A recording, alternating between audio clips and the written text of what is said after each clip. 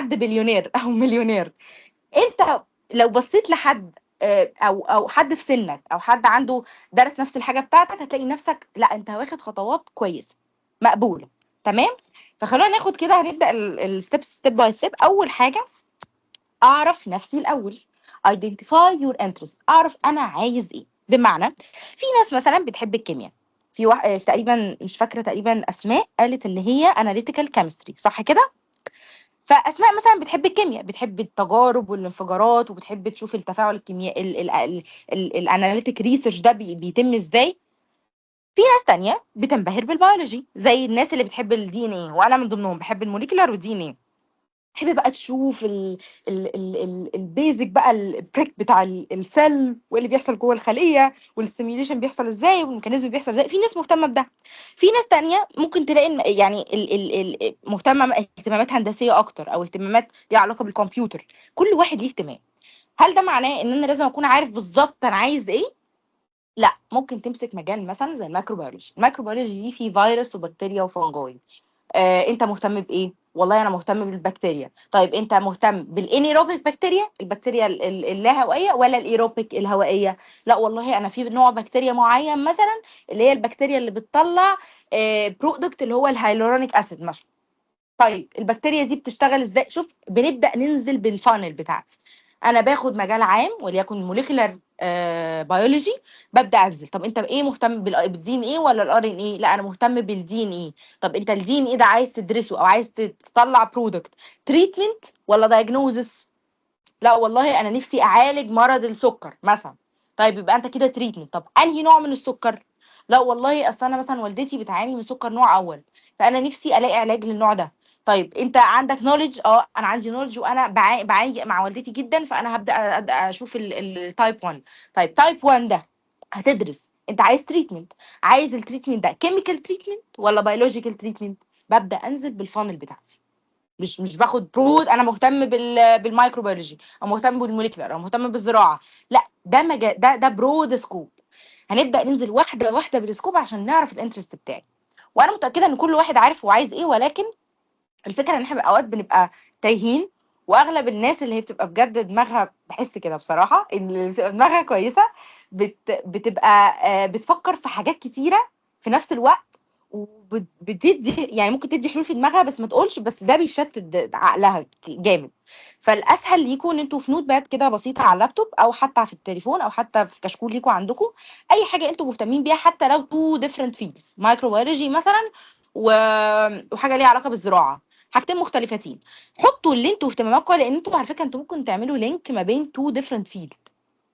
ممكن تستخدموا مايكرو اورجانيزم مثلا في علاج مشكله الجفاف مثلا. ممكن تستخدموا مثلا بلانت معين في انكم مثلا تجرو نوع معين من البكتيريا عليه، بحيث انه مثلا يبقى يدي مثلا بينيفيشال افكت اكتر مثلا، او يبقى تريتمنت او ميديكال، ليه ميديكال تريتمنت معين. فاكتبوا حتى لو اهتمامات مختلفه، اكتبوها في كشكول. لانه الحاجه بتبقى مكتوبه قدام عينينا، احنا بنبدا يعني نريليت ونلينك بقى، حتى لو بشخبطه. انا من الناس اللي بتشخبط جدا وهي بتكتب. فحتى لو بشخبطه اتليست انتوا هتبقوا شايفين اللي جوه عقلكم، وده بجد هيسهل حاجات كتير قوي. اول حاجه ان احنا نبقى عارفين احنا عايزين ايه، وابدا ببرود سكوب زي ما احنا قلنا. انا مهتم بالميكروبيولوجي. طيب انزل سهم ايه في الميكروبيولوجي؟ الميكروبيولوجي في 1 2 3. لا انا مهتم بكذا. وحتى لو انت مش عارف مثلا، انا مش عارف انا مهتمه ببكتيريا ولا فيروس ولا فنجوي مثلا، انا عارف بس البرودوسكوب. خلاص قسم البرودوسكوب وابدا خد اسبوع للبكتيريا، ريسيرش بكتيريا، اسبوع للفيروس، ريسيرش في الفيروس، اسبوع للفنجاي، ريسيرش في الفنجاي، ريسيرش في السب توبكس. ده هيسهل عليك ان انت تبدا. لا انا مش حاسه ان ده يعني مفيش جاب فيه، او انا مش هقدر اجيب جاب فيه، فممكن اسويتش للسب توبيك التاني. فحتى لو احنا بس عارفين البرودوسكوب، لما بنبدا نقسمها سب تايتلز ده بيسهل كتير علينا. فده اول حاجه ان احنا لازم نعملها. احنا عارف احنا عايزين ايه. ما ينفعش اروح لحد اقول له انا مش عارف انا عايز ايه، او نروح لدكتور بص يا دكتور دخلني في اي حاجه معاك انا مش عارف انا عايز ايه. لان ده اولا انا جربت الطريقه دي في الاول خالص كنت في الجامعه. الدكتور ما بيبقاش مهتم، هو الدكتور مش فاضي انه يعرفك نفسك. هو محدش يقدر يفيدك غير نفسك. ما حدش هيقدر يقول لك يديك الاهتمام بالمعلقه كده. لا، لو هو الدكتور مش شايفك الشغف، مش شايفك لا انا عايز ده، انا عايز اتعلم، انا عايز اعرف ده ايه، انا عايز انا قريت عن كذا يا دكتور ده ممكن يفيدني في كذا. على فكره احنا ممكن نلينك في حاجتين مختلفتين، ده هيسهل عليك على فكره خطوات قدام هنقولها تاني. تمام. فاول حاجه لازم اكون عارف انا عايز ايه، حتى لو هياخد منك شهور، شهرين، ثلاثه، اربعه، في انك تعرف ده خلاص يعني. اشتغل على ده حتى لو شهور، لان اللي بعده لو انت فعلا اشتغلت على ده كويس او اشتغلتوا على دي كويسه، اللي بعده مش هياخد منكم اسبوعين، لو ده البيس بتاعك تمام. تاني نقطة هي ان انا زي ما تقولوا كده ايه، عارفين لما نيجي نعمل طبخة بنبدأ ان احنا نجمع الانجريدينتس بتاعتنا، اجمع العدة بتاعتي، ابدأ اجذر الريسورسز بتاعتي. ازاي بقى اجمع الريسورسز بتاعتي؟ قبل ما اخد اي ستيب ان انا اروح اكلم دكتور على طول، لا، لازم لازم لازم اشوف فيديوهات علمية وكورسات علمية عن الحاجة دي زي ما انتوا بتعملوا دلوقتي. انا عارف المجال، بس ناقصني اكسبيرينس ريسيرش واكسبيرينس باك جراوند ساينتفك في الفيلد بتاعي. خلاص انا هبدا افتح مثلا كورسيرا او مثلا جوجل سكولر او ريسيرش جيت، اشوف الارتكل الموجوده عليها او الابحاث الموجوده عليها، وابدا بقى امسك بحث كده، ابدا اقرا فيه السمري، ابدا اشوف لا انا حاسس ان انا امسك البحث. انا دايما كان دكتور بيقول لي اما تيجي تمسكي بحث امسكيه ككريتيكال ثينكينج، ما تمسكيهوش كحد عايز بس يسيك النولج. حلو النولج، ولكن لو انا ما مسكتوش بطريقه كريتيكال، اذا انا في حد بيسال سؤال صح؟ هو بس هو انواع الديزيز ايه؟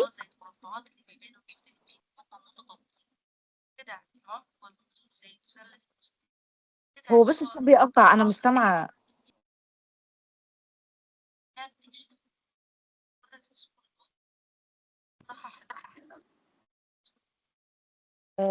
طيب هو لو حد سامع طيب ممكن يعني يفسر الصوت.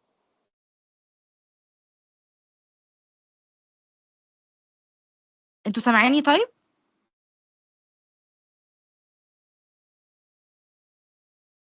اه، صوت واضح. طيب هي معلش، انا للاسف مش شايفه مين اللي كان يعني عنده سؤال، فممكن اللي كان عنده سؤال بس يحاول يتكلم تاني او حتى يكتب في الشات.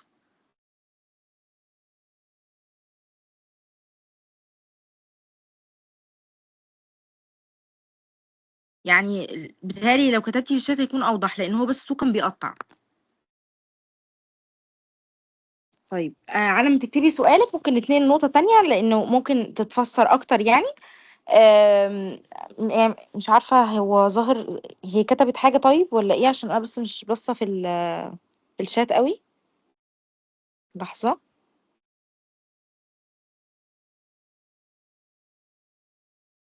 طيب يبقى احنا عندنا تاني نقطة ان احنا نبدأ نجمع السورسز بتاعتنا كساينتفك باك جراوند وريسيرش باك جراوند. ان انا ابدا اشوف منصات زي كورسيرا لو بتنزل كورسز ليها علاقه بالفيلد بتاعي، ليها علاقه بالميكروبيولوجي، سواء حتى بيزنس، ابدا اشوف كورسات على كورسيرا، ابدا اقرا مقالات على جوجل سكولر، ريسيرش جيت، وابدا اخد كل المعلومات دي يا جماعه، وبعمل مثلا جوجل درايف كده. انا كنت بعمل جوجل درايف. جوجل درايف دي بلم فيه نوت كده، يعني ملف وورد، ده بيبقى النولج اللي انا باخدها مثلا من الكورسز اللي على كورسيرا، وفولدر تاني بيبقى فيه الارتكلز اللي انا هرجع اقراها تاني عشان اجمع بقى ولينك النولج دي بالفيديوز. تمام. فابدا اجمع الريسورس دي في ممكن جوجل درايف، ممكن نوت باد، ممكن اي حاجه تقدر تكتبها، لان الحاجات بتتنسي واحنا بننسى في العاده. فجمع الريسورس دي كلها وهايلايت بقى الحاجات اللي انت عايز. لا انا شايف ان دي لو اتعملت بالطريقه الفلانيه هتكون احسن. لا لا لا، البحث ده ما عجبنيش عشان هو ما وضحش الميثود دي بشكل واضح. طيب هل ده معناه ان انا لو لقيت بحث مش موضح لي نقطه اجري واقول ان ده هيبقى البحث بتاعي؟ لا. ليه؟ لان ممكن تلاقي بحث تاني موضحها. فلازم اتاكد ان النقطه دي اشوف الريسيرش الريفرنس اللي جوه الريسيرش اللي انا بقراه. لازم اتاكد انه لانه اي ريسيرش بيتنشر لازم يبقى حاطط ريفرنس الكلام ده هو جايبه منين. فادخل اشوف الكلام ده موجود في ابحاث تانية.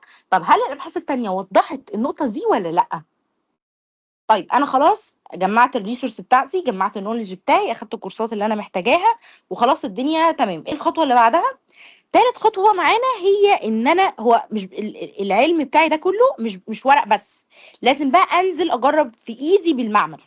لازم كده زي كان الدكتور بيقول لازم نشم ريحه الكحول ونلبس كده الجوانتي، ونبدا بقى نغلط ونعيد ونغلط ونعيد. ولو مش متاح معمل، ممكن على فكره تجرب مثلا مع دكتور مثلا شغال في نفس التوبيك مثلا، او مثلا نشوف اونلاين تريننج ونحاول نشوف بعينينا الحاجات دي بتتعمل ازاي، او حتى نجرب تجربه بسيطه في البيت.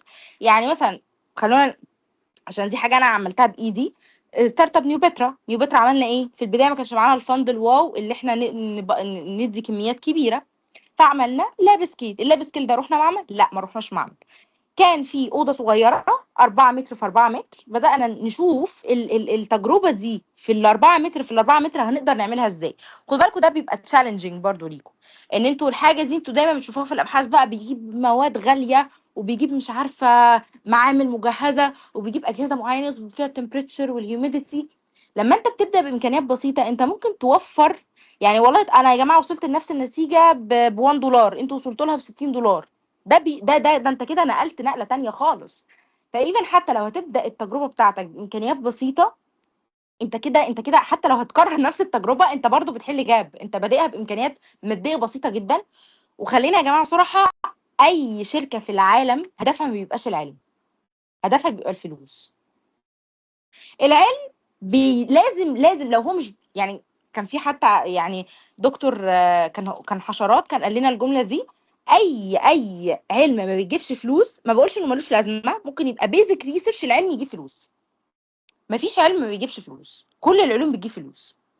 ما بتكلمش فلوس لينا ك يعني كانكم لينا احنا، بتكلم كاندستري كبيره واقتصاد كبير. اي حد بيدفع في العلم او اي منح، الناس دي مستفاده برضو كحاجه عالميه او كاقتصاد عالمي. تمام. ف انت هتبدا بتجربه بسيطه، بامكانيات بسيطه، بمواد بسيطه، ممكن تبقى هي نفس التجربه، انت ما عملتش اي انوفيشن بس عملتها بسعر ارخص. فانت كده وفرت فلوس كتيره جدا، ممكن تبقى ملايين، على شركات كبيره جدا. تروح يا جماعه انا جربتها وطلع كذا، ودي الصور كذا والدنيا تمام كذا، يقول لك ايه ده؟ طب ما تيجي تجرب بقى في اللاب سكيل عندنا. تجربها في اللاب سكيل تنجح، فلا خلاص بقى تعالى بقى في البايلوت سكيل. تنجح في البايلوت سكيل، لا تعالى بقى في البرودكشن سكيل. نبدا لازم، بس لازم نجرب بايدينا، حتى لو هنجرب بحاجات بسيطه جدا، بامكانيات بسيطه جدا، بدخل بسيط جدا. تمام. طيب انا خلاص جبت الفكره، جمعت الريسورس بتاعي، خلاص بدات احاول ابلاي الفكره شويه في البيت. على فكره بالذات موضوع الكوزماتكس ممكن تعرفوا تجربوه في البيت، يعني في حد قال ان هو عايز يبدا كوزماتكس، ممكن تقدروا تجربوا الموضوع ده في البيت. يعني انا الزيت جربته، اللي هو الزيت الحشري ده، جربت احاول كذا طريقه كده بالنار في البيت، بالفانل جبت فلتريشن بيبر جربت اعمله في البيت ونجح جزء منه، بس still مش توتالي 100%، بس على الاقل خطوه غاليه اتوفرت. فاهمين قصدي؟ ف لازم نجرب بايدينا عشان نشوف فعلا الحاجات دي هتنفع بايدينا ونشوفها بعينينا. رابع حاجه كونكت ويز منتورز. خلاص انا جمعت وبقى عندي بيزك قوي، جربت بايدي، وقعدت اعيد واجرب وطلعت بنتيجه حتى لو نيجاتيف، اطلع اروح بقى المنتورز. دكتور انا ساعتها كانت دكتور حشرات اسمها دكتور دعاء، رحت لها: دكتور انا وصلت لكذا كذا كذا، انا عايزه كذا كذا، كنت خلاص اتخرجت يعني. كانت هي قالت لي: طب يا ايه، في طلبه مشروع تخرج شغالين على البرودكت ده، تعالي خليكي معاهم اشرفي عليهم. فليه قالت لي اشرفي عليهم؟ لانه انا ما رحتش يا دكتور بصي دخليني معاكي بقى، لا دكتور انا لقيت كذا كذا كذا، ولما جربنا طلع كذا كذا كذا، بس احنا مش عارفين هي ليه بقت كده، وليه مش عارفين هي احنا مثلا الحشره بتاكل 3 كيلو ليه وصلت بقت 7 كيلو. في حاجه غلط، يا اما في الويست، يا اما في الانفايرمنت، يا اما في الحشره نفسها. ممكن تبقى المناعه، ممكن الدود بيموت، طب ليه ممكن يبقى ميت؟ رحت لها بكل الاسئله دي، ما رحتلهاش بالبهارات. طب تعالي في طلبه شغالين في مشروع التخرج، تعالي خليكي معاهم واشرفي عليهم واستخرجي معاهم مثلا الماده دي ونشوف ونجرب. فدي منتورز، كونكت ويز منتورز، مش منتور واحد، مش منتور بس لو حد عايز بزنس، مش منتور علمي، لانه احنا في جاب كبيره بين الناس اللي بتفكر بشكل بزنس والناس اللي بتفكر بشكل علمي. واي حد شغال في الار ان دي لازم يبقى عنده باك جراوند في البيزنس. ليه؟ لان انت كدورك ار ان دي انت بتعمل كذا حاجه. اول حاجه لازم تقلل التكلفه. طب انت هتقلل التكلفه ازاي وانت مش عارف اسعار، ومش عارف ازاي تقلل التكلفه، مش عارف يبقى تدور على فيندورز مختلفين، مش عارف ازاي تسعر حاجتك؟ دي حاجه انت لازم تقلل التكلفه. تاني حاجه لازم تطلع كواليتي كويسه. تقلل تكلفه بكواليتي كويسه. هل ده صعب؟ لا مش صعب. هو ده لازمه الار ان دي، هو ده العلم، ده لازمه العلم اصلا. يبقى انا مش بس بقلل كده، انا بقى لازم احافظ على الكواليتي. ومش بس بحافظ على الكواليتي، انا لازم اعمل ماركت ريسيرش جوه الار ان دي. هو ده ديبارتمنت مختلف جوه الار ان دي، بس لازم انت كحد شغال في الار ان دي لازم يبقى عندك على الاقل بيزكس في كل حاجه. لازم اعمل ماركت ريسيرش، اعرف هل الناس هتقدر تشتري المنتج ده بالسعر ده، وهل الناس اصلا عايزاه ولا لا، وعايزاه ليه، وعايزاه في ايه. لانه عايزاه في ايه دي هتفرق في الكواليتي. في ناس والله تقول لك لا انا مش، بص مش لازمني بقى كل حوارات الساينس دي كلها، انا كل اللي عايزه ان انا احط السماد في الارض يطلع لي الزرعه بعد 5 ايام. ما تقوليش بقى النيتروجين فيها اقل، الكالسيوم فيها عالي، الفوسفورس. انت هو ملوش، الفلاح ملوش علاقه بده، هو عايز الزرعه تكبر. بتاع المصعد بتاع الاعلاف يقول لك والله انا ماليش دعوه بالقصص دي كلها، ليا دعوه الحيوان ده هياكل الاكل ده او الفيد ده كميات قد ايه، ووزنه هيوزن لي كام، هبيعه بقد ايه. فانت مش بس بتماركت ريسيرش المنتج بتاعك، انت بتماركت ريسيرش الكاستمر بتاعك هيستخدمه في ايه وهيبيعه بكام، وانت هتوفر عليه قد ايه من سعر التكلفه. فلازم انا عانيت جدا في الموضوع ده في الاول، واخدت فتره، اخدت هو ما يقرب من سنه تقريبا احاول افهم في موضوع البيزنس. يعني كان بالنسبه لي يا جماعه لا ده كواليتي مفيش زيها، وايه مشكله يعني نجيب علبتين اتش سي ال، مش مشكله يعني. فطبعا لقيت البارتنر اللي معايا بيقول لي لا يا ايه انت كده تخربي بيتنا، مفيش حاجه اسمها ان التكلفه مش مهمه. فبدات افهم بقى، ده بقى الميزه، ان يبقى مش بس انت عندك بيزك نوليدج علميه، لانه احنا بنبقى بجد عندنا نوليدج كويسه جدا، بس ممكن مش عارفين نوصلها صح، وملهاش لازمه بالطريقه بتاعتنا. فلازم نسمع وجهة نظر البيزنس، لانه اوقات وجهة نظر البيزنس تلغي فكرتك اصلا. لا ده ما حدش يشتري منك. انت ممكن بقى تعملها بحث علمي تفيد الشركات الكبيره تاخده وتطور منه، لكن لو هتفتح ستارت اب او هتفتح بيزنس انت مش هتعرف تكمل، لانه السعر بتاعك مش هتعرف تبيع، فهتخسر. فدي رابع خطوه، ان انت لازم تكونكت مع منتورز، لان المنتورز دول بيوجهوك زي المنتورز اللي وجهونا قالوا لا يا جماعه خدوا بالكم ان ما حدش يشتري منكم البروتين باودر مصدره حشري وهياكله. ده مستحيل، احنا شعب ما بياكلش حشرات. ممكن الصين، الصين بيعملوا بروتين بار، فانتوا ممكن تعملوا وتصدروا، لان الصين البروتين الحشري فيها غالي، فانتوا ممكن تعملوا وتصدروا. خصوصا بعد كورونا الناس ما بقتش تاكل الحاجات الغريبه دي، فبداوا يتجهوا للحمه والفراخ، فالطلب عليهم زاد. فالشركات الاعلاف طلب على الاكل بتاع الفراخ والدواجن والبط زاد، فانتوا ممكن تدوهم مصدر حشري كنوع بتسبورتوا المصادر مختلفه عندهم يعني. فلازم يبقى عندكم منتور، لانه مهما عملنا ريسيرش، مهما جربنا بايدينا، في ناس درست سنين في الحاجه دي، ناس عندها خبره بال20 وبال30 سنه، ناس جربت بايديها، ناس اشتغلت مع شركات وسابتهم، واشتغلت مع شركات وسابتهم. فلازم ترجعوا المنتورز تستعينوا بيهم في الريسيرش بتاعك. رابع حاجه بقى، ودي بجد مهمه جدا، اسفه، خامس حاجه، هو انا صوتي واضح يا جماعه ولا؟ عشان حاسه بس ان في حد بيتكلم. سامعيني؟ تمام خلاص، ايوه اعملوا عشان بس اشوف تمام. خامس حاجه بقى ودي مهمه، انا بس مش هقف على كلام المنتور، ولا هقف على البحث اللي عملته في البيت، ولا هقف على الريسورس اللي انا مجمعاه في الدرايف. لا انا لازم ابقى اب تو ديت، لازم اعرف بره بيعملوا ايه. هنا مصر ما حدش مثلا بيعمل بروتين حشو، لكن بره لا، في الافات شركات بيعملوا بروتين حشو. ومش بس بيعملوا لي بروتين حشري عادي، لا ده بيعملوا بقى يحطوا حاجات اوتو اميون، حاجات للقطط عشان شعرها ما يقعش، حاجات للكلاب عشان مش عارفه جلدها مش عارفه ما يجيلوش سكارز او حاجه. بره مش بس بيستخدموا بقى بروتين حشري، لا ده بيديفلوب، يحطوا حاجات في التغذيه بتاعت الحشره تديهم ديفرنت برودكت. لان اي انبوت هتديه هتاكله للحشره، الحشره بتباي كونفرتد بديفرنت واي، بديفرنت ميكانيزم، بتطلع لك حاجه مختلفه خالص. فانت يعني ساعتها احنا اما سافرنا رحنا بقى لشركات في هولندا وعملنا معاهم ميتنج، ودخلنا المصانع بتاعتهم وشفنا بعينينا. فالناس بره بتبقى شغاله في بعد ثالث، واحنا هنا بنبقى لمصادر بقى محدوده، لان احنا ما بنبقاش برضو لينا اكسس للمعامل بسهوله. فلا لازم نبقى اب تو ديت، ولازم يبقى في دايما اعمل ابديت للدرايف بتاعي، ابديت لا للنولج، ابديت للكشكول بتاعي. ما ينفعش يبقى الكشكول من شهر هو نفس الكشكول من شهر، لا ما ينفعش، لازم اب تو ديت. فدي البيزك ستيبس اللي انتوا محتاجين تبقوا يعني على الاقل ده بدايه، ده اول كده 3 4 خطوات. تمام. فعشان بس نكمل يعني نكمل النقطه دي، خلونا نتكلم عن ايه الفرق بين الابلايد. يعني ساعات كده بنسمع بحث علمي وساعات بحث تطبيقي. طب ايه الفرق؟ يعني ما هو البحث العلمي هيخدم على البحث التطبيقي. لا، هو في فرق كبير جدا. يعني بالظبط اكننا عاملين مقارنه كده بين حد فيلسوف قاعد رايق على الكوبري، ومهندس قاعد هو اللي بيبني الكوبري. ففي فرق كبير جدا في المايند سيت، في الطريقه اللي بي ابلاي الفكره بتاعته في الريسيرش بتاعه، وفي الوقت اللي بياخده علشان يابلاي الفكره بتاعته او يثبت الفكره بتاعته. اول فرق يا جماعه هو الاوبجكتيف. البحث الاكاديمي هدفه الاساسي انه يجاوب على سؤال زي مثلا الماده دي بتتفاعل ازاي على الاتوميك ليفل مثلا. هو بس بيجاوب والله بتتفاعل بالطريقه المعينه بس.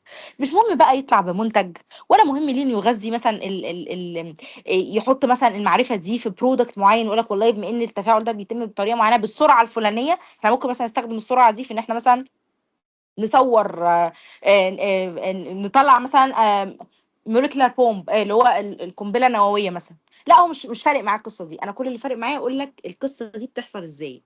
عشان كده جوائز نوبل يا جماعه بتتاخد. جوائز نوبل بتتاخد ليه؟ مش بس ان البحث جامد، البحث هل هو لونج تيرم؟ يعني الفكره دي هقدر اخدها في ديفرنت ابلكيشن. الفكره دي اقدر اخدها في ديفرنت ابلكيشن. زي مثلا زويل ما اكتشفش، اسفه، زويل ما اخترعش، زويل اكتشف ازاي يقدر يصور النانو سكيل، ازاي يقدر يصور الليفل ده، قدر يصور التفاعل في اللحظه دي. بس النانو سكيل والبيكو والنانو والمايكرو، كل السكيلز دي موجوده اوريدي، هي موجوده. بس هو قدر يصور التفاعل اللي بيحصل في السكيل ده. هل ده مفيد في ايه؟ طبعا مفيد في التصوير، في الكاميرات، في الحاجات البيولوجي، عشان كده هو خد نوبل. نوبل بتتاخد في الحاجات اللي انا الفكره دي يا جماعه، ده انا هقدر ابني عليها زي الدي ان ايه مثلا. اللي اكتشف الدي ان ايه ليه خد نوبل؟ عشان ده انت مش بس اكتشفت دي، ده انت قدام مش هيبقى في امراض. انا هعرف المرض بيحصل ليه، وهقدر اشيل واحط وازود والغي وانسرت وديليت واعمل سبستيتيوشن. لا، ده انت قدام بقى في حاجات كتيره. هو دوره كان ايه؟ اكاديميك ريسيرش. انا والله قلت لكم ان في حاجه اسمها دي ان ايه، وبيبقى شكله عامل كذا، وفي 4 اتوميك، في 4 نيتروجينس بيزس، الفور دور 3 كل 3 بيكونوا امينو اسيد. حط لنا بيزس، البيزس دي بقى بيبقى فيها ديفرنت ابلكيشن. فده كده اكاديميك ريسيرش. لكن البحث التطبيقي او ابلايد ريسيرش ده زيه زي واحد كده بيقول ايه، يا جماعه احنا عندنا مشكله وعايزين حل بكره الصبح حالا. يعني مثلا في مرض جديد زي كورونا، عايزين دواء فوري. ده بحث تطبيقي اللي هو الابلايد ريسيرش. ساعه كورونا طبعا ما كانش طبعا حد مدرك كورونا بالشكل اللي هو القوي يعني. بس البحث السريع اللي عملوه ما كانش هدفه ان احنا نوصف كورونا. ده مش مهم دلوقتي، الناس بتموت وفي كرايسيس عالميه بتحصل. هدفه ان احنا نعرف على الاقل كورونا ده شبه انهي فيروس تاني. قالوا شبه السارس. طب يا جماعه السارس ده كان بيتاخد له ايه؟ 1 2 3 4. طب يا جماعه، طب تعالوا ناخد نعمل استرازينيكا ونعمل مش عارفه ايه وايه ونعمل كذا نوع من الفاكسين. بس هل يا جماعه بقى احنا عارفين السايد افكت بتاعت الفاكسين دي؟ لا، لان ده كان بحث ابلايد ريسيرش. ما كانش في وقت اصلا ان احنا نعرف سايد افكتس. لذلك لحد دلوقتي في ناس بنبدا يعني الار ان دي بتاعت الشركات الكبيره زي شركه استرازينيكا وشركات خصوصا النيورو ساينس عامه. الار ان دي بيعملوه اوقات بعد ما الدواء بينزل السوق، which is على فكره خطر جدا. عشان ما بيبقاش في وقت. هم عايزين ابلايد ريسيرش دلوقتي، لازم فاكسين ينتشر دلوقتي، لازم على الاقل نحد من الوفاه العالميه دي. فده الابلايد ريسيرش. طيب مثلا خلونا ندي مثال برضو تاني. دراسه مثلا على انا مثلا نوع معين من البلاستيك مثلا كنا عايزين نستخدمه ان احنا نحط فيه البيض بتاع الحشره. الحشره بتبدا ببيض، فاحنا كنا عايزين نعمل باكجينج معين للبيض. فكنا بنفكر يا جماعه طيب الباكجينج ده هيبقى شكله عامل ازاي. ف ف طب فطبعا الحد اللي هو مش ساينتفك في التيم قال لي يا جماعه طب ما ايه المشكله يعني، نجيب علب بلاستيك رخيصه نحط فيها شويه قش ونحط فيها البيض. هو قال طريقه بدائيه بيستخدموها الناس في السوق، الناس فعلا بتعمل كده في السوق، ولكن هل ده هنعرف نعمل له ترانسبورتيشن من بليس لبليس من غير اي هدر؟ لا، مش هتعرف تعمل كده. طيب هل ده فعلا ساينتفكلي ابلايد اقدر اعمله فعلا على البيض والبيض ما يموتش او ما يفقسش بعدين؟ لانه البيض لو مات مش هيفقس. لا، انت ممكن يدخل رطوبه او يدخل شويه ميه او شويه هواء يطيروا البيض. فبدانا نشوف different packaging بديفرنت ماتيريال، لانه الماتيريال حتى بتاعت البلاستيك بتختلف. ففي بلاستيك مثلا والله يقول لك البلاستيك ده بيرميبل يعدي الهواء. في انواع بلاستيك كده على فكره بس بتبقى غاليه. طب ماشي، هو احنا محتاجين فعلا باكجينج يكون سي ثرو واقدر ان انا يعني يبقى اريبل واقدر الجو الهواء يخش فيه. طيب البلاستيك ده يا جماعه هل هو الماده اللي مصنوع منها البلاستيك فيها كيميكالز تخلي في افكت حتى لو هواء طفيف على الدود؟ اه، في البلاستيك ده فيه كيميكالز فمش هقدر استخدمه. فايفن حتى انواع البلاستيك درجه تحمل الحراره لكل نوع من انواع البلاستيك عشان اصمم عبوه سواء بقى كانت طبيه او كوميرشال، ده ابلايد ريسيرش. ده ابلايد ريسيرش بستعين بايه؟ بستعين بالاكاديميك ريسيرش. لازم استعين بالاكاديميك ريسيرش. تاني فرق يبقى الاوبجيكتيف بيبقى مختلف. ده بيبقى هدفه ان انا بس اجاوب على السؤال، لكن الهدف التاني ان انا بقى بابلاي الاجابه دي في different product او service. الهدف التاني هو الاوتكم. الاكاديمي او الابلايد ريسيرش بيطلع لنا بقى نظريات ومقالات ومفاهيم واستراتيجيات مختلفه، كل ده بس عشان يفتح لك ابواب لابحاث تانية. ممكن تبقى الابحاث دي بقى بعد 10 سنين 20 سنه، بس هو اداك البيز اللي تبني عليه الابلايد حتى لو بعد 10 سنين. عشان كده الناس بتاخد نوبل. عشان كده الافكار دي بتبقى مش بس عشان السايتيشنز، لانه مش عارفه انتوا قريتوا المقالات انه اغلب يعني اللي هي تقريبا اخذت نوبل في الطب، اخذتها ما كانتش السايتيشن بتاعها ما كانش كبير، ولا الاتش اندكس بتاعها كان كبير جدا. كانت باحثه بسيطه جدا في في مؤسسه بحثيه اخذت نوبل، لان الحاجه اللي هي والبارتنر بتاع اكتشفوها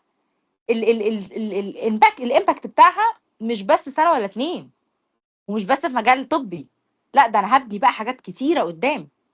فعشان كده الابلايد مش لازم يستعين بالاكاديميك ويبقى المدى بتاعه بيكون اطول. فالاوتكم بتاع الابلايد او بتاع الاكاديميا بيبقى انه انا بديك البيز ده تبني عليه. لكن التطبيقي او الابلايد ده بقى زي ما انا قلت بيطلع منتج تقنيه معينه نستخدمها، وممكن يبقى الاكاديمي بيشرح ظاهره مثلا والتطبيقي بيروح حللها. انا اكتشفت مثلا ان الزلازل بتحصل بشكل معين بدرجه معينه، يجي الابلايد يقول له طب ما احنا ممكن نعمل المباني زي مثلا في اليابان عملوا المباني بسوست من تحت، سوست معينه من تحت، بحيث لو حصل يعني اهتزازات المبنى ما يقعش كله او الاضرار تكون اقل. ويجي مثلا ابلايد يقول مثلا الاكاديميك يقول لك والله في نوع معين من البكتيريا لو اتخلطت مع الاسمنت، وفي بروجكت فريق من جامعه القاهره بايو تكنولوجي سافر اندونيسيا كان بيناقش البروجكت ده في مسابقه. المايكرو البكتيريا دي لما بتخش في الاسمنت بتخلي الاسمنت قوي جدا، ولكن هو يقدر انه يكون فليكسبل. فده ممكن نستخدمه في البناء بحيث لو حصل زلازل ما يبقاش انتكت الحاجه، لو هي ناشفه قوي وحصل زلزال هتتكسر بسهوله، لكن لما يبقى في شويه مرونه بيخليها شويه تروح وتيجي مع الزلزال فالضرر يكون اقل. هو ده الابلايد ريسيرش. مثلا لما درسنا مثلا سلوك الحشره في التغذيه ده كان جزء اكاديمي، انه احنا بدانا نشوف الريسيرش الحشره دي بتاكل كذا كذا بكميات كذا كذا كذا. لكن لما جينا صممنا عشان نحوله بقى لبروتين فعلي، ده الابلايد ريسيرش. ثالث فرق هو الفاندنج سورس. الاكاديميك بيجيب منين والابلايد بيجيب منين؟ الاكاديميك بيبقى اغلب الاكاديميك بتبقى من جامعات وحكومات وهيئات بحثيه مثلا زي الاس تي دي اف. تمام. الناس دي بقى يعني المؤسسات دي اللي هي المؤسسات الحكوميه او البحثيه الكبيره، الناس دي فعلا بتبقى مهتمه تعرف الكون ده ماشي ازاي، الدنيا دي ايه اللي بيدورها، ايه اللي بيدور فيها. فالاغلب اللي بيمول الاكاديميك بتبقى مؤسسات فعلا بحثيه. المؤسسات دي على فكره اوقات بيجي لها فند من المؤسسات الابلايد اللي هي الاندستريال، المصانع، عشان عارفين ان ده هيخدم على ده. فاغلب الفاندنج لو حد هيشتغل اكاديميك ريسيرش بيجيبه من الجامعات، بيجيبه من الحكومات، المؤسسات البحثيه. لكن الابلايد بيمولوا بقى زي ما انا قلت الشركات الكبيره. شركه شغاله على برودكت معين فتبدا تموله، انت هتطلع دواء معين او هتطلع منتج معين. مثلا شركات بتدور مثلا على انتاج بسرعه، زي مثلا موضوع كورونا، شركه زي مؤسسه اللي هي الدبليو اتش او ساعتها. دي مؤسسه بس طبعا خدمت مع باقي الشركات بتاعه الادويه عشان بسرعه نلاقي حل، فده ابلايد ريسيرش. فاللي بيخدم عليه اكتر هي الشركات عشان عايزه تبيع. آه، ف فاغلب الفاندنج بيبقى مختلف، ولكن ده بيخدم على ده. الاكاديميك هتلاقيه بيخدم على الابلايد، ولكن ده بيبقى ليه جهات بتموله، جامعات، مؤسسات. الناحيه التانيه بتبقى شركات اغلب. تمام. رابع حاجه، وده بالنسبه لي على فكره رابع حاجه دي هي اكتر حاجه بتفرق الاثنين، التايم فريم. الاكاديميك ريسيرش ده بياخد ممكن سنين، عقود، مثلا 10 سنين او حاجه. بتبقى مثلا ايه انه انا تخيلوا 10 سنين مثلا، يعني انا زي ما بيقولوا ببحر في بحر بقالي 10 سنين بمسك توبيك، بعمل عليه ماجستير او دكتوراه او مؤسسه كامله شغاله عليه 10 سنين. فده طبعا رقم كبير جدا. ولكن الابلايد ده لازم يتحرك بسرعه، لانه ده لازم، لانه بيتحرك مع البيزنس. فانتوا عندنا 4 كوارتر في البيزنس، 1 و 2 و 3 و 4. 3 شهور، كل 3 شهور لازم يبقى فيه ريبورت كده، المفروض احنا نكون بعنا كام، واحنا صرفنا كام على المنتج، وجالنا امباكت كام، او جالنا نت كام. فعشان هو سريع وداخل في البيزنس، فطبعا لازم يكون اسرع بكتير من الاكاديميك. لكن الاكاديميك بياخد وقته، بياخد سنين وعقود وممكن ياخد على فكره اكتر من 10 20 سنه يعني. مثلا عارفين مثلا اللي هو جه مثال دلوقتي اللي هو الهيومن جينوم بروجكت، اللي هو مشروع الجينوم البشري. ده اخد حوالي تقريبا يعني 13 سنه، 13 سنه بحث اكاديميك ريسيرش بس. لكن ساعة كورونا يا جماعة احنا عايزين نعمل اختبار نعمل PCR للكورونا، ده حرفيا اتعمل في شهور. شايفين الفرق؟ التايم فريم جاب بين الاثنين كان عامل ازاي؟ ده سنين وعقود، لكن ده في ثانية. ده انتنت، ده انستنت، انا عايز دلوقتي نعرف ازاي نعمل PCR. فده بالنسبة لي على فكرة ده اكتر حاجة بتفرق، ان ده بياخد وقته وده بسرعة لازم في ساعتها. خامس حاجه الفرق بين الاثنين هو الكلابوريشن او التعاون بيكون ازاي بين الناس او الناس اللي بتشتغل عامه. في الاكاديميا او الاكاديميك ريسيرش هتلاقي الفريق بقى من جامعات مختلفة. ممكن تلاقي دكتور في هندسة شغال مع دكتور في كيمياء علوم، شغال مع دكتور في طب، كلهم بيشتغلوا مع بعض، بيخدموا كلهم على الفكرة اللي هم عايزين يثبتوها.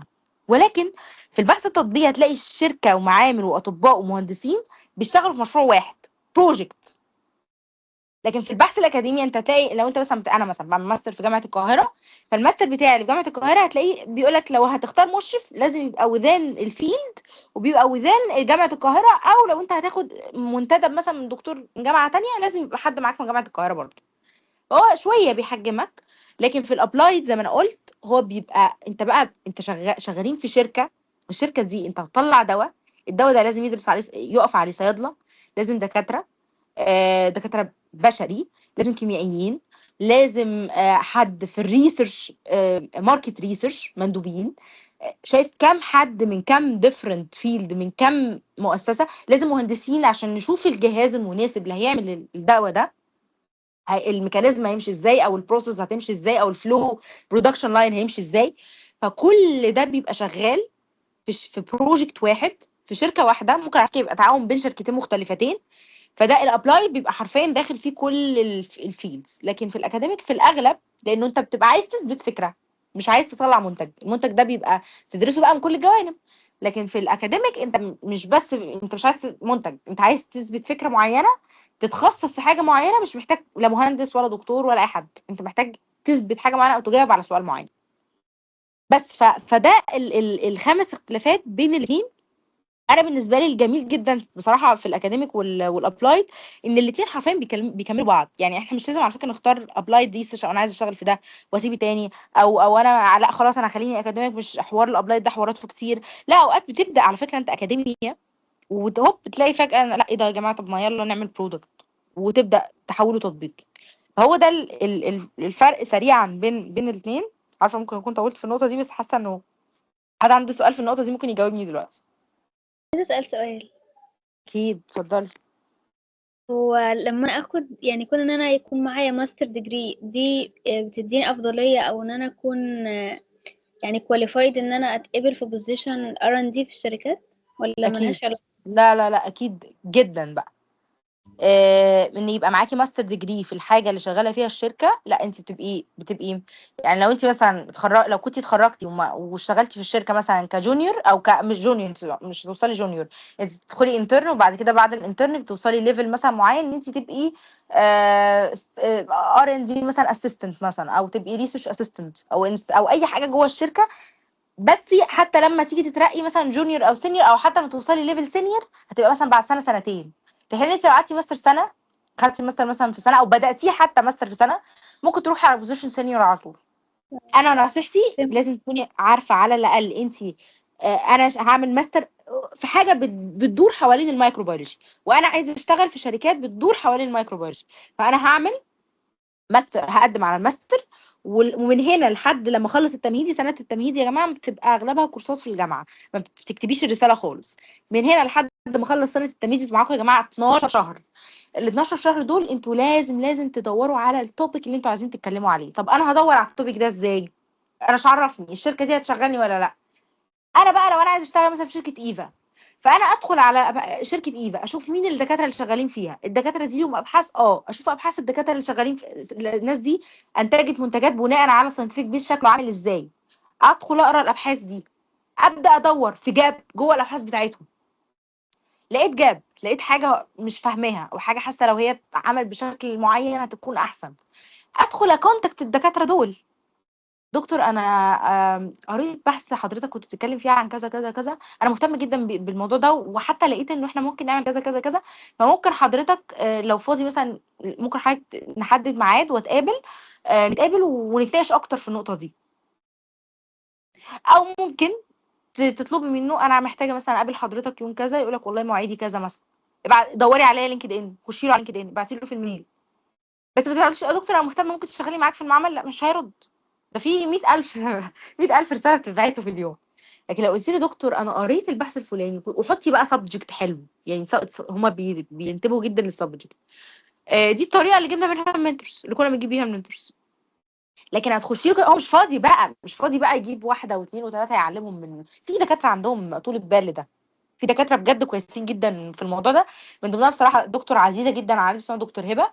لا دكتور هبه يا جماعه، يعني هي كمان بتعمل دوره للبحث العلمي، لا بجد من الدكاتره اللي بجد، يعني لو انتوا مش عارفين انتوا عايزين ايه دكتور هبه هتساعدكم للامانه. فهي ليها فتره كبيره عليا وعلى ناس كتيره جدا، ففي دكاتره فعلا كويسين. فدكتور هبه من الناس اللي انت لو رحت لها تايهه هي هتساعدك جامد يعني. بس مش كل الدكاتره زي دكتور هبه للامانه، واغلبهم مش زي دكتور هبه، لان هو بيبقى ماسك مشاريع دكتوراه وماجستير ومشاريع ممكن في شركات كمان. فهو بيبقى عايز حد جاهز وعارف هو عايز ايه، واوقات على فكره بيستفز ان انت ازاي يعني، بس طبعا انت بتقوليها بطريقه بولايت برضو، ان انت ازاي يعني طلعتي لي حاجه في البحث بتاعي. فيخش يقرا، فيقول لا طب تعالي قابليني بقى. ما تخافيش روحي عادي، بس روحي بقى بطريقه ان انت عايزه تتعلمي بقى. يا دكتور والله انا بجد يعني بيج فان جدا بالابحاث بتاعتك، وانا بجد مهتمه جدا بالموضوع ده، بس انا في حاجه بقى محتاجه افهمها، ممكن حضرتك تشرحها لي؟ يعني خديها من بين ان هو اديوكيت بقى، هيعلمك، فكده انت تقولي رايك بقى. من هنا بقى بيجي بقى الكلام. اما بيلاقيكي لا عندك بيس كويس، انت برضو مش بتروحي له بالجاب وخلاص، لا انت بتروحي له والله اصل انا قريت يا دكتور برضو بحث كان بيتكلم في النقطه الفلانيه، وانا اصلا عايزه اعمل الماستر بتاعي في كذا. فيبدا يقول لك ايه، طب انت عاملاه فين؟ يقول لك انا جامعه القاهره. فتقولي هو ممكن حضرتك تبقى المشرف بتاعي ونعمل الرساله في كذا؟ يقول لك هو ينفع؟ طب ممكن تسالي لو ينفع انا ابقى مشرف بره مثلا، هو مش في جامعه مثلا القاهره مثلا، لو انت هتعمليه في جامعه القاهره. فتقولي والله يا دكتور طلع هنا، طب نبدا منين؟ طب نبدا ازاي؟ من هنا بقى بيجي الكلام. لكن ما بتجيش كده، يعني هي ما بتجيش انا مهتمه بكذا، فالدكتور يقول لك يلا تعالي بسرعه، انا عارف ان انت فيكي بوتنشال، يلا انا هشجعك، ويقعد لا مفيش كده، مفيش حد كده، الدنيا مش كده. فاهمه قصدي؟ فلا انت ابداي الماستر، ابداي دوري التوبيك اللي انت عايزه تشتغلي فيه، ايفن حتى لو برودكت انت مهتمه بيه في شركه معينه، ابداي دوري الدكاتره اللي شغالين جوه الشركه، خشي عندهم اقري الابحاث، شوفي لو انت هتقدري تغيري تعملي انوفيشن معين في حاجه معينه، ابداي اعملي ده، وقدمي الانبوت الاوتبوت بتاعتك، بس مش كلها برضو، يعني خلينا برضو في السيف سايد، ما تقدميش كل حاجه عندك لاي حد. لانه احنا ما عندناش امكانيات، بس غيرنا عنده امكانيات انه يعملها في ثانيه، وانت مش هيبقى ليكي لازمه قوي يعني. فاهمه قصدي؟ آه ف فانت بتقدمي الحاجه اللي كريتيكال، بس ازاي، هاو النو هاو بقى، وازاي دي بتحصل. انت ممكن في المقابلات لما تلاقي الدكتور فعلا جدي معاكي وعايز فعلا يشتغل معاكي، فتبداي ان انت تقولي بقى انا محتاجه اعمل كذا كذا، ومحتاجه اقدم كذا كذا كذا. فهي بيجي بقى من هنا.